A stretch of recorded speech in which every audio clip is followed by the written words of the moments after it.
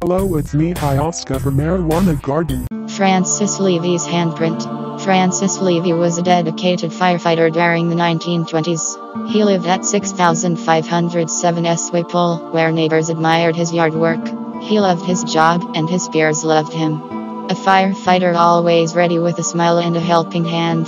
On April 18, 1924, it was an ordinary day for the many firefighters working at the Chicago Fire Department.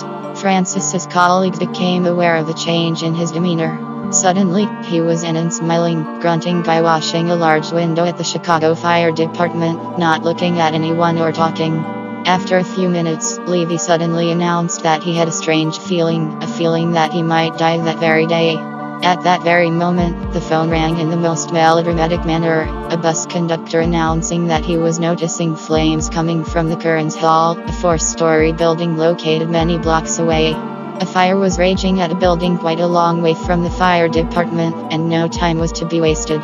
In just a few minutes, Francis Leavy and his fellow firefighters were on the scene, assessing the situation and helping those trapped on the top floors. Everything seemed to be on track to rescue everyone from the building. But there were people caught up on the upper floors, helpless folk with depleting oxygen. They used ladders to access the upper floors, and so far, the rescue mission was going alright. But the fire began to show weird properties. It ran down to the lower stories down the stairs, like a liquid flowing down, a common phenomenon in oil fires. Then, suddenly, the flames engulfed the lower part of the building, and the roof caved in. As soon as this happened, the walls came crashing down, pinning many people under the rubble, including Levy. That night claimed the lives of several firefighters, including Levy. Levy's grim premonition came true. He lost his life that day trying to save others. The very next day, trying to come to terms with the loss of Levy, his colleagues sat at the firehouse thinking about the events of the previous day. Suddenly, they noticed something strange on one of the windows. It looked like a handprint smudged onto the glass. Eerily, it was the very same window that Francis Leavy was busy washing the day before. The firemen cleaned the window again, but the print stubbornly refused to disappear. For many years, the handprint remained on the window in spite of chemicals used to try and remove it.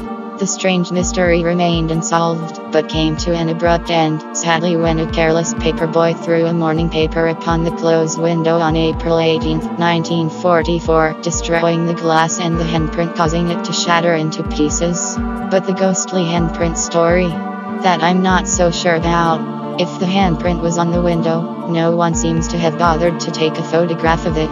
The earliest mention I can find of the story so far is in ghost books published decades after the fire station in question was demolished, so the story may have been collected from oral tradition, but it also may well be pure fiction. But because of the story, thousands of Chicagoans who never would have heard of this heroic fireman otherwise know Levy's name, and the sacrifice he made for the safety of the city. The newspaper records of the fire usually spell his name Levy, but the official records I've found with his signature spell it Levy, which is out. It appears in most books. Further note, added 30th March 2010. I'm thrilled to have heard from so many descendants of Frank Leavey who have confirmed that the handprint story has been going on for a long time. I'd still love to see a photograph of it or a contemporary account, but I'm certainly convinced that the story wasn't invented for use in a ghost book. Further note, added 2015. A picture was recently found. It looks a bit retouched, as newspaper photos often were in the 1930s for the sake of clarity, but the handprint was clearly no. It looks a bit retouched, as newspaper photos often were in the 1930s for the sake of clarity, but the handprint was clearly not only real, but something the fire department venerated.